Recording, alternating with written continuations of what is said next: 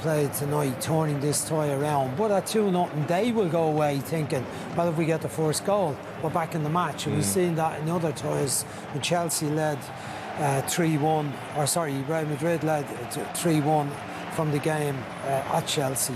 And yet, once Chelsea got a goal in the second leg, the tie turned. There was momentum behind Chelsea, and it became a real battle. But did you see anything? But I didn't see Villarreal anything to think that they for could Villarreal tonight that they could play at that level. I think if they open up more than they did tonight, I mean, they never really opened up. Even at 1-0, 2-0, they didn't come out to any Why great do you think degree. that was, Richard? What, you pick up on that point. 2-0 down, you're thinking, might need to come out here, lads, and it didn't really happen. Was that by design or by what that man's team, the way they controlled the game? Liverpool completely nullified any attacking threat that Villarreal had. Any time they wanted to try and build up, Liverpool pressed them and made them kick it long, and then Van Dijk and Konate, who were both excellent at the back, won every single header, and they just couldn't get any going. And I think as soon as they do, like Brian says, as soon as they open up individually at the back, I don't think that they're good enough to stop Liverpool's front men. So they know if they come out and try and get one goal, they're more likely to concede another one or two themselves. So I think again they'll go into the second leg, probably try and keep it 2-0 and hope for set pieces maybe coming towards the end of the second half. But I thought Liverpool were excellent tonight, very professional performance, and just raised the intensity when they needed to, got the goals, and just seeing the game out handy.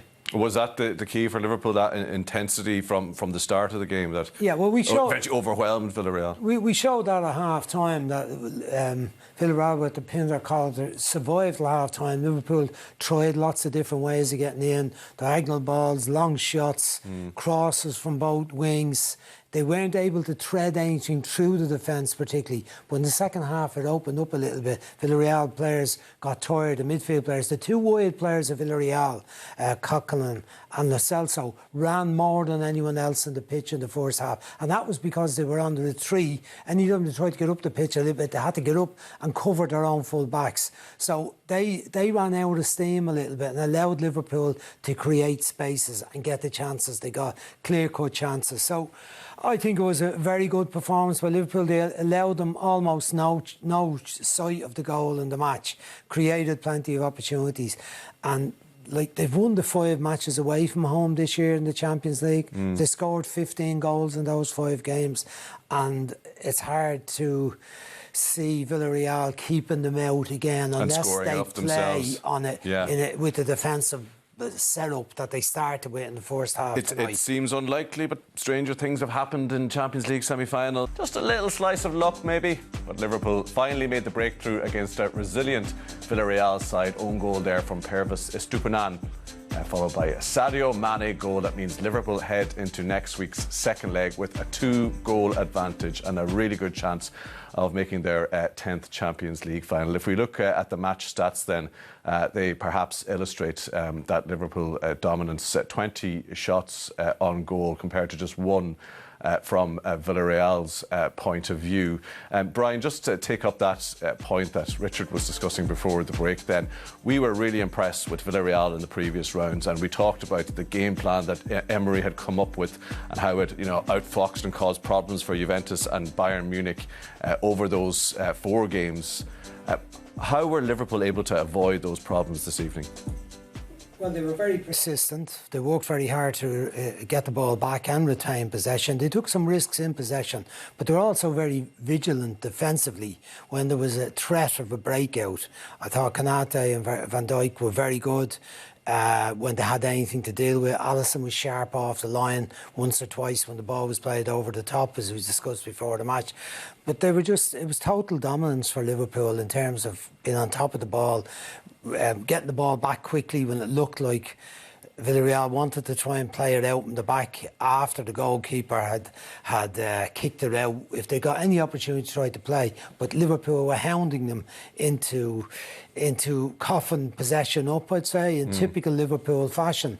So it was, as Richard said, a really professional performance. The only thing they probably could have added an extra goal later on, which had made it more comfortable at 3-0. But I think 2-0 will be enough. But they found it difficult to make the breakthrough. We saw that in the first half, and it was interesting. It was a slightly higher tempo at the start of the second half. It's a question we probably asked about Liverpool playing Champions League opponents on numerous occasions over the last 5 years or so. But did they play with an intensity and an energy and a physical level that Villarreal at times couldn't live with?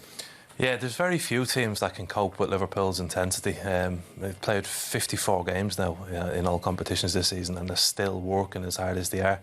It's almost everyone does it for the team. And you look at Liverpool and they have these big name players, but everyone works for the team. I was on a course recently and they were saying in pre-season most of the Premier League clubs are running 50 kilometres per week per player. Liverpool are doing 90 in pre-season to prepare for the season, to prepare to do this sort of work that they're putting in tonight. And it's insane. And you're looking at some of the best players in the world being able to sacrifice themselves for the team, put everything into running around and winning the ball back. And it's such a simple thing to do, but it's very difficult to get top players like Liverpool's to do it. How do you do that? Like you've got you have to buy into the manager's what he's telling you, and the manager is offering them the opportunity to go and win Champions Leagues, to go and win Premier Leagues, and they've had the results, they've had the trophies, they've had the medals, and they want more of it. So as long as the manager's there and he's telling them, look, what you're doing, I know it's hard work, but look what the rewards are, keep he's going. Also selecting players. When you look at the recruitment to fit the bill, there's no players been signed that there's any doubt about their attitude or any doubt about their style. Character as well, isn't it? Character, but the first thing is, does he run hard? Does he work hard when we don't have the ball? That's the first thing. I mean, that's the first requisite of being in that team. If you're playing the advanced part of the pitch, you got to work hard to get the ball back. Obviously, you got to have very great skill on the ball and trickery and ability to score goals. But you got to work hard to get the ball back. And that was the most Thiago was the hardest working player for Liverpool tonight. Probably the best player on the ball, but in terms of distance covered, he was right at the top of it, and probably not what you would associate with him, but straight away he's bought into the ethos of what Liverpool means. Let's have a look at how they broke that deadlock then, Brian. As I said, a little bit of good fortune with the deflection for the goal. But you want to look at how... Yeah, so this is the first half, sorry, Tom. The problems they had, Yeah, the 4-4-2 setup, we said before the match, it often, it's very difficult to break down, well organised, get there quickly, forcing the opposition to play wide and play risky passes when they try to thread it through. Here you go again, all 10 players almost behind the ball, just one in advance of it. Then June getting across. There's the two lines, 4-4-2, very compact, very little room to tread the ball between them. So, really probably should have caught that one. But here's the goal, and for once, the goalkeeper kicked the ball out long, and the two wide players are caught up supporting the two front players. Thiago knows there's space now. He's aware of everything on the pitch. He flicks this little one inside. Diaz lets it run. Mane pokes her on into the space. Now they've got the overload. Henderson gets up where he was a lot of the times in the match, outside Salah, outside Alexander-Arnold. But had the deflection not gone into the net, one of four Liverpool players... You say Thiago would have known that space was there. He would have that picture. Of course he'd have seen the picture. He sees pictures clearer than anyone else around. But look at the four players all in position to get in. Thiago was actually one of them, and he backs out because he thinks someone else is going to score. Diaz was just there at the far post to tap it in. Anyone would have scored it. But it was a brilliant goal. They were waiting on that moment in the match to catch them short. And they profited from it, didn't it? He celebrated wildly there, Jordan Henderson. Alas, he didn't get credited with the goal. It goes down as an own goal. He's gutted about that, isn't he? He's not getting his goal. Interesting what he said. I asked you before the second half started, what would Liverpool do now with it? And your message was that they should just keep doing what they're doing. Straight from the words of Klopp to the Liverpool players. And eventually we saw Brian talking about the first goal. The second goal came along not long afterwards. Yeah, and it was a case of doing what they were doing in the first half. They were patient in their own half in terms of the build-up play. It was just trying to get people into position and move the ball around. But then when it comes to Salah, it's that injection of pace, which probably didn't see much of in the first half. But he goes for a quick 1-2, and it looks like Mane's blanked them almost and forgot about it. But the Villarreal defenders have forgot about Salah. the back four are very static. There's holes in between the midfield and the back line, and he gets it. He's able to turn for the first time, run at them, and the movement of Mane is someone running forward, which Liverpool didn't have much of. How rarely did they get a chance to thread a little ball like that all night, though? Well, that's not a rare occasion. That's one of those things where you're looking for all night, and it's about being patient and continue to do what you were doing, and know that these opportunities, as the game goes by, the opportunities will arrive. But again, it's down to the quality of the player as well. It's not everybody who can play that pass at that way to a player running in to touch it. But even then, the finish by Mane is excellent, which it looks simple, but it's quick. It's a toe poke past the keeper before he can even react. And they must have such huge understanding at this stage between the two of them, you know, Salah and Mane, slipping those little balls to each other. We saw in the first half, you know, Salah putting the cross in that Mane well, this is, I had think, the chance with. 5 seasons now, Tommy, together, like it used to be Salah, Mane, Firmino, those 3 for 4 years, and we wondered how long they could sustain that. You rarely see that in a team. Sometimes at clubs there's a partnership up front that lasts 2, 3, 4 years, but it rarely goes on for 5 years. They've revitalised it now by the addition of Jota, who come on in the match tonight, and the addition of Diaz, Origi getting the odd go. But now it's really 5 for 3 places, and it doesn't seem like it's going to stop unless the contract issue isn't sorted out. You know, and both of them are in the same position. Both of them, their contracts run out at the end of next season. A lot of talk about Salah's situation, not so much talk about Mane, which is extraordinary because he's been such an outstanding player for them.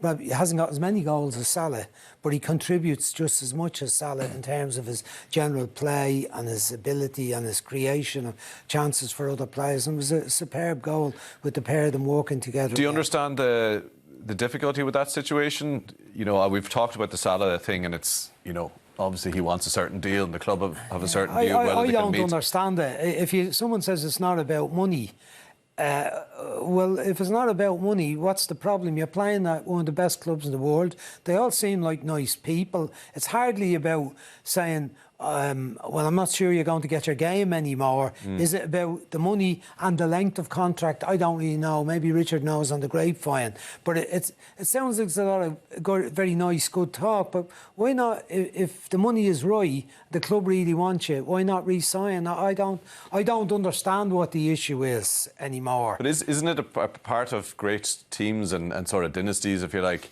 that they change at the right time? That maybe Liverpool are thinking that these lads have been amazing, absolute club legends, but that in another year's time, maybe that'll be the right time to change. And actually calling that right is, like, what a big decision. If you get that wrong, or if you get it right, then, you know, it's obviously going to have great consequences. Yeah, I think the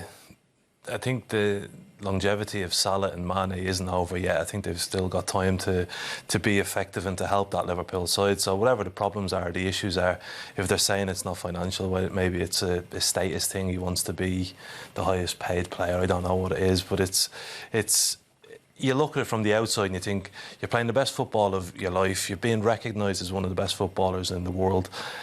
Yes, that's down to the player, but it's also down to the club. It's also down to the manager and making him into that player, because previous to coming to Liverpool, he wasn't.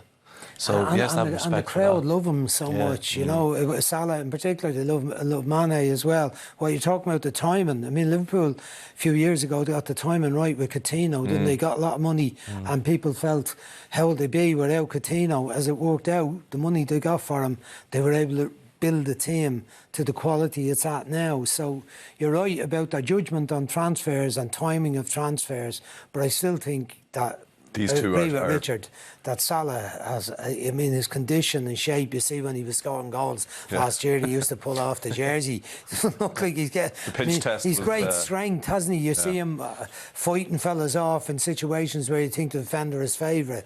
Can I let you give your review, your 5-star review for the man, actually one of the players that you picked out before the game? And look, he's been a star man for Liverpool over the last few weeks and months anyway, but another vintage performance from Thiago in that midfield.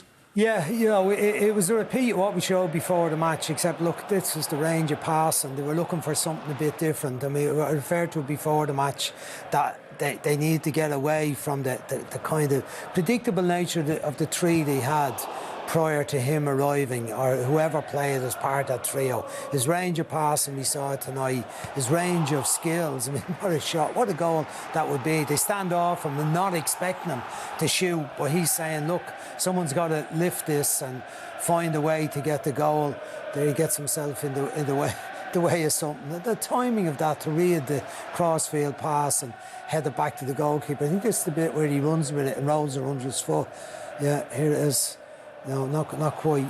But just to find the pass, the creative pass, to slip a little one behind the fence as well. I just thought he was superb. Yeah. And control the tempo of the game again tonight. And I think that would be very important in the away game, where there'll be a lot of bluster in the early stages of the match unless Liverpool get an early goal. Yeah, another brilliant performance from him.